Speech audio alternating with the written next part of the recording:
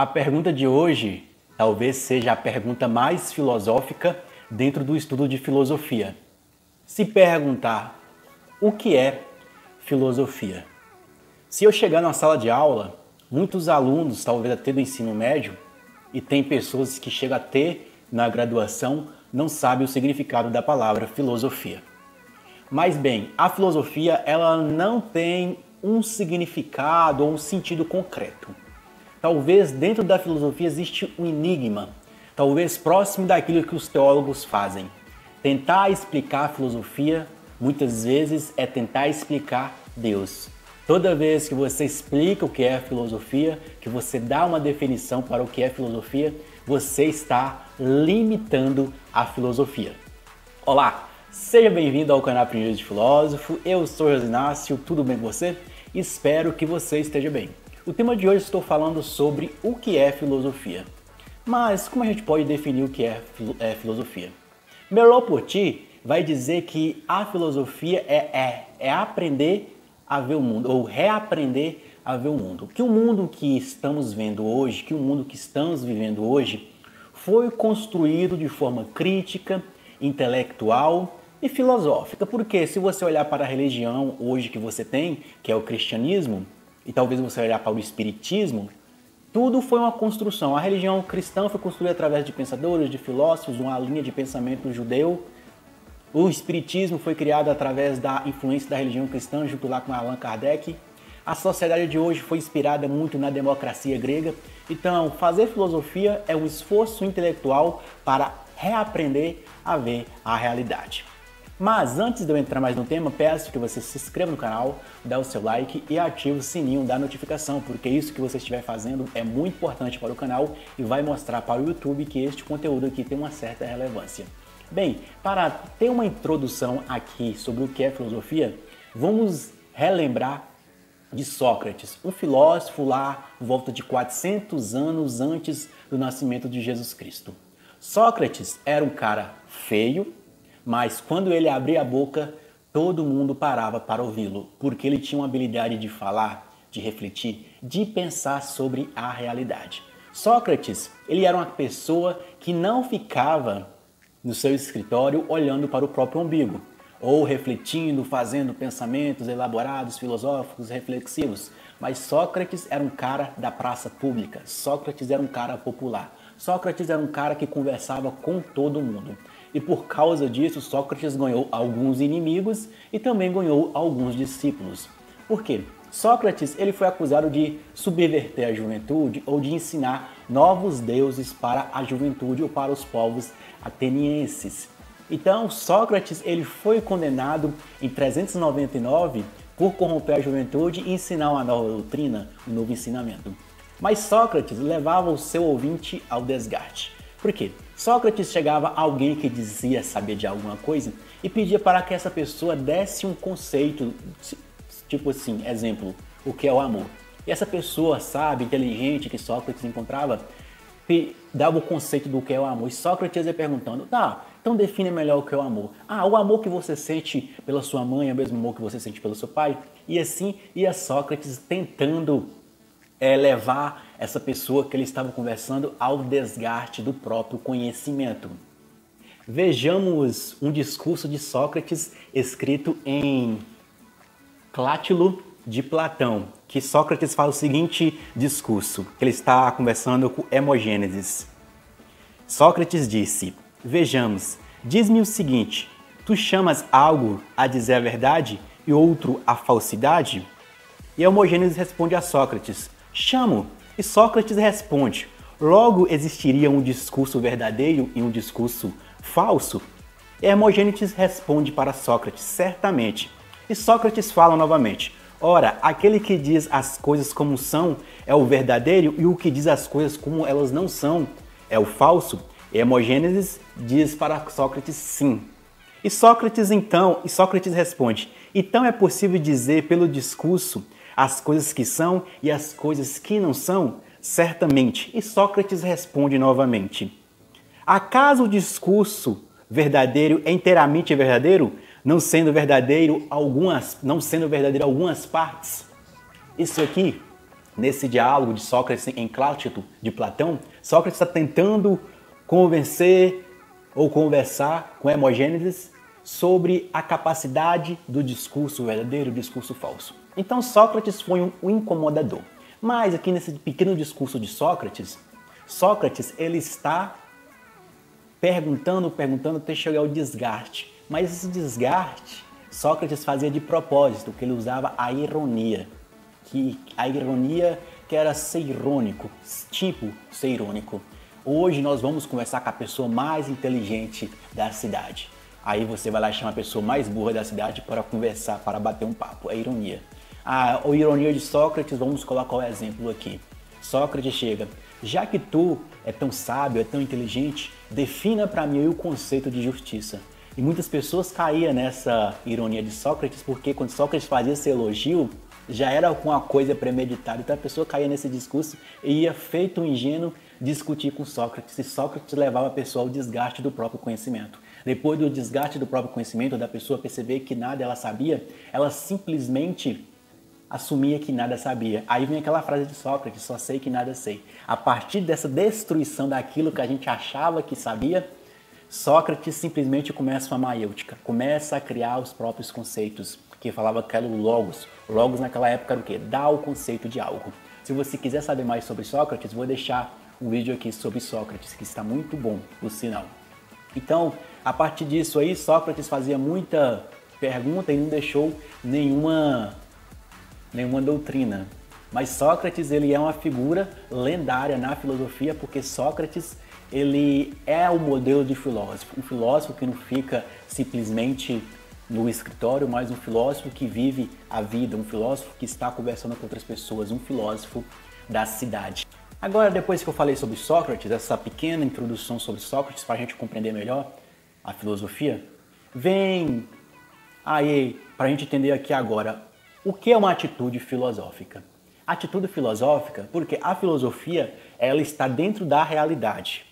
Mas, ao mesmo tempo, a filosofia, ela dá uma abstraída, ela sai da realidade. Seria como que você vê a cidade aqui por baixo, aí você pega um drone, leva ele lá para as alturas e consegue ver a cidade no todo. E você consegue ver a simetria da cidade, você consegue ver a cidade de forma mais ampla. Isso aqui é parafraseando até o mito da coruja de Minerva, que a coruja de Minerva toda noite saía para sobrevoar e depois trazer para Minerva, que era a deusa Atenas, um resumo, uma visão mais ampla da cidade, dos acontecimentos da cidade. Então, a filosofia, ela é teórica, é uma atividade intelectual, onde você tenta ver a realidade. Então a filosofia é uma entrada na realidade, ao mesmo tempo uma saída da realidade para você compreender, para você abstrair. Por isso que a filosofia, ela não é relativismo, mas também ela não é dogmatismo, ela sempre está aberta para a discussão, para a conversa. Mas para ter uma definição da filosofia, sim, uma definição mais ampla da filosofia, a filosofia ela ganha definição com Pitágoras, um pré-socrático, que é antes de Sócrates, que ele falava que ele não era sábio, mas apenas amigo da sabedoria, filósofo. O cara que tem uma paixão, um amor por conhecimento. Então, a filosofia tem origem grega, que é amor, a sabedoria, mas não quer dizer que este conceito do que é filosofia tem que limitar a ideia de filosofia. Então, aí está uma definição da filosofia. Então, a atitude filosófica é essa abstração e vivência na realidade, é uma vida do filósofo, ele vivendo na cidade, ao mesmo tempo datando, escrevendo, pensando, refletindo. Por quê? A filosofia, ela era um pouco mais, ela era um pouco uma visão mais ampla da realidade. Ampla da realidade. Então vamos à segunda parte a terceira parte desse vídeo aqui, teve a introdução, teve a atitude filosófica, vamos a uma terceira parte desse vídeo aqui, que é a filosofia e ciência. Porque, como eu estava falando, a filosofia tem uma visão mais ampla. Se você pegar a história dos primeiros filósofos, Platão, Aristóteles, Tales de Mileto, Heráclito, esses filósofos, eles eram filósofos, mas eram astrônomos, geógrafos, filólogos quer dizer que traduzia textos, eram educadores, eram pessoas do dia a dia. Eles faziam tudo. Só por volta lá do século XVI, XVII, que com a Revolução Francesa, mas também antes da Revolução Francesa, também lá com Galileu e também com Descartes, e quando começou a ter uma valorização da técnica, porque a filosofia é teórica. Muitos filósofos, eles eram teóricos, eles teorizavam. Então, lá por volta do século XVII, teve um avanço da ciência, que a ciência é experimentação, fazer o experimento para ver se a coisa dá certo na realidade. Então, na filosofia, ou na filosofia da ciência, tem a doxa. Doxa é o quê? A opinião do dia a dia. Vamos colocar um exemplo. Eu já usei esse exemplo, vou usar de novo. Quando era criança dizia, lá de trás daquela serra tem um copo de veneno. Quem bebeu, morreu, um azar foi seu. Teorizei. De trás de uma serra, ou de uma suposta serra, tem um copo de veneno. Mas, de forma científica e de forma epistemológica, de busca por conhecimento, eu vou de trás daquela serra, vou fazer a experiência, vou perguntar, vou ver se tem um copo de veneno de trás daquela serra, vou fazer alguma experiência para descobrir se tem veneno. Então, aqui tem a filosofia que sai desse campo reflexivo e entra em um campo de experimentação, num campo científico, que um método científico começa a ser mais aplicado, mais praticado. Porque quando fazia filosofia, fazia essas elaborações filosóficas e intelectuais, era só para pessoas nobres. Normalmente o trabalho braçal ou trabalho experimental que tem que colocar a mão na massa, muitos filósofos acreditavam que esse trabalho não era para eles, porque esse trabalho era para os escravos.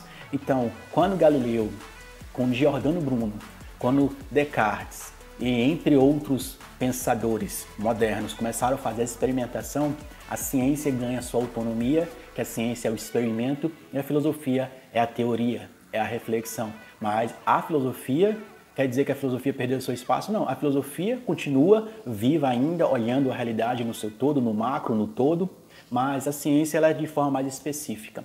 Exemplo, o último, foi dia 24 de julho, minha irmã, ela é podóloga e ela fez uma limpeza em meus pés. Ela fez toda a limpeza. Podóloga é o quê? Pessoa especialista em cuidados dos pés, podologia. E eu estava olhando o que ela fazia, a ciência dela é uma ciência especialista nos pés, específica. Mas aquela ciência, a filosofia é mais importante que aquela ciência dela, aquele conhecimento dela? Não. Não. Porque aquela ciência dela é uma ciência rápida. Ela cuidou dos meus pés, ela limpou os meus pés, que meus pés estavam começando a ficar um pouco trincado, ressecado, e ela conseguiu resolver aquele problema. E já a filosofia é uma coisa mais demorada, que você começa a fazer uma reflexão, você começa a sair da doxa e ir para a episteme, e a filosofia é separada da ciência nisso aí. A filosofia fica na teoria, na reflexão, na pergunta do porquê, e a ciência fica na experimentação. Então, a filosofia ela está dentro da ciência quando a filosofia questiona o método científico, o porquê. Por que é assim? Por que tem que ser assim? Qual é o método científico? Qual é o modelo do método científico? Muitas vezes a filosofia ela busca sair dessa vida que é apenas tecnicista, que é apenas na experiência, e a filosofia busca no campo dela dar um sentido para a existência. Aprender a ver o mundo, como eu falei no começo desse vídeo, a experiência ela não ficar tão banal, mas não ficar apenas em muitos especialistas só no assunto, mas tentar ver o macro, ver o todo, como eu falei, ver o drone, usar o drone para ver o macro, para ver o todo, depois chegar embaixo e conseguir ter uma ação. Filosofia é uma saída do homem, do meio onde ele está, da ideologia onde ele está vivendo, do senso comum, abstrai, vê o macro, depois volta e tem uma ação depois que conseguiu ver o macro. Então, existe uma diferença depois que você filosofa. Existe a filosofia de vida. A filosofia de vida é a prática do bom senso. Quando você não fica muito enraizado em uma doxa, em uma opinião, em um dogma, mas você tem um bom senso sobre a realidade à sua volta. Aqui, quando a pessoa tem uma filosofia de vida, sabe viver na realidade, sabe ter uma experiência de vida mais bem vivida, essa pessoa ela já é um filósofo natural, um filósofo comum, vamos colocar um filósofo comum, um filósofo do dia a dia. Em si, todos nós somos filósofos.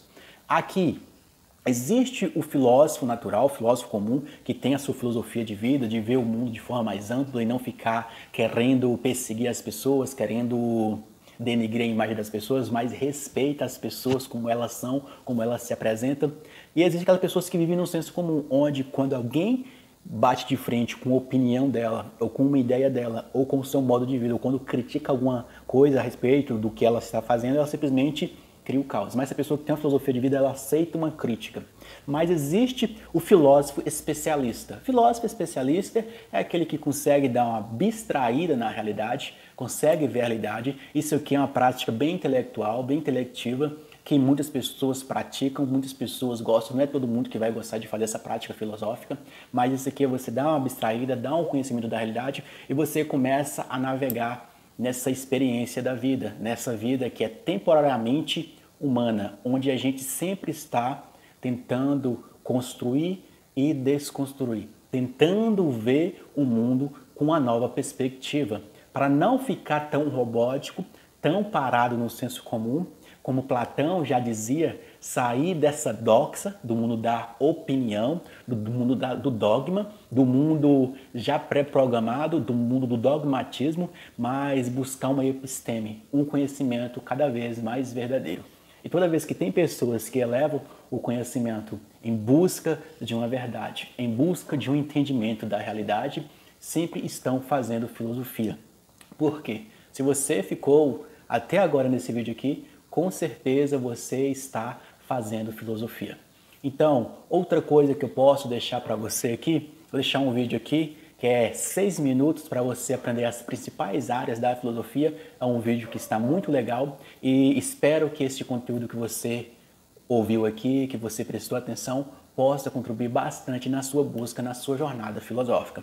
Novamente, não esqueça de assistir esse vídeo que eu vou deixar aqui, que é sobre os principais ramos da filosofia, que vai te ajudar bastante. E vou deixar um outro vídeo aqui também sobre a história da filosofia. E no card, história da filosofia antiga. E no card final eu vou deixar um vídeo especial para você. Ok? Então, boa jornada para você e bons estudos.